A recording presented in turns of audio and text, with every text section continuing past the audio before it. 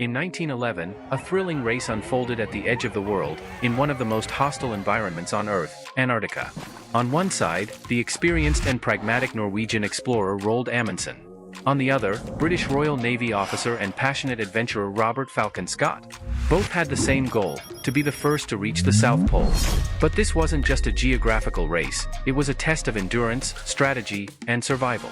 Who would win the race to the end of the Earth? And at what cost? At the time, Antarctica was still a largely unexplored continent. Discovering new lands and reaching the Earth's extremes fascinated Europe.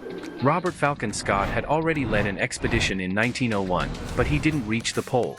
In 1910, he set out to try again, this time with better preparation and greater ambition. Amundsen, meanwhile, initially planned to reach the North Pole.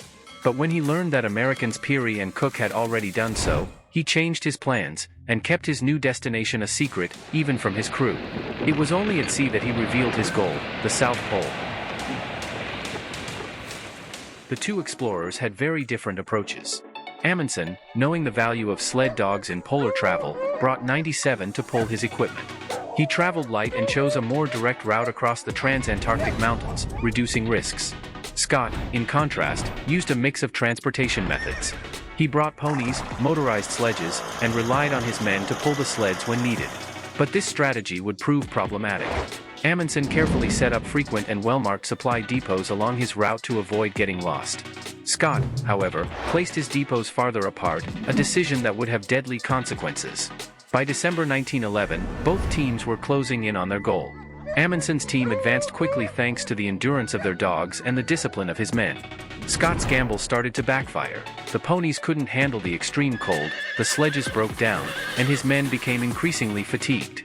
On December 14, 1911, after weeks of grueling travel, Amundsen and his team planted the Norwegian flag at the South Pole. They were the first humans to reach this legendary point. Scott and his team arrived a month later, on January 17, 1912. Seeing the Norwegian flag already there was a crushing disappointment. The journey back would be even more treacherous.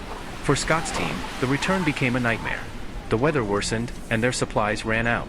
Exhausted and starving, they were trapped by a blizzard, unable to reach their next supply depot.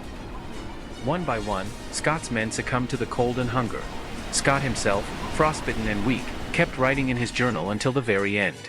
In his final entry, he left a plea: "For God's sake, look after our people." Their bodies were found months later, buried under the snow.